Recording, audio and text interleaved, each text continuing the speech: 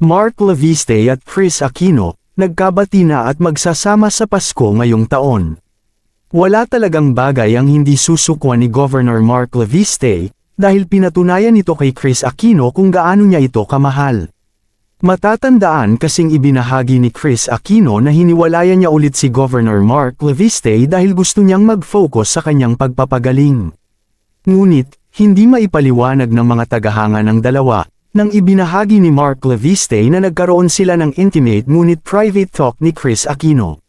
Sa darating na Pasko nga, ay ibinahagi ni Mark Leviste na magsasama-sama sila ni Kris Aquino sa Amerika. Kanyang dadalhin ang mga anak upang makilala pa si Kris Aquino, at magkaroon sila ng bonding moments. Excited na sina Kris Aquino at Mark Leviste sa mangyayari, at looking forward sila sa darating na Christmas break. Siguradong magsasaya sila sa Amerika, at susulitin ang pagsasama. Napag-usapan ng dalawa ang kanilang relasyon at kung bakit may mga pagdududa si Kris Aquino sa kanya. Ayon dito, matagal na kasing walang lalaki na nagtiis sa kanya ng ganito, at lahat ng dumadating sa kanya ay hindi genuine ang gusto. Mahirap na kasing magtiwala ngayon at gusto ni Kris Aquino na makasigurado sa lalaki na kanyang mamahalin. Inamin nitong mahirap para sa kanya ang setup nila dahil nga long-distance relationship ang kanilang papasukin.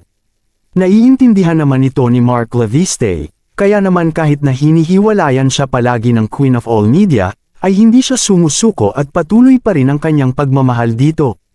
Alam daw kasi niya kung gaano kahirap ang pinagdadaanan nito, at gusto niya na may kaagapay si Kris Aquino sa mga problema nito. Para kay Mark Leviste, mahalaga si Kris Aquino sa kanya at gagawin niya ang mga gusto nito.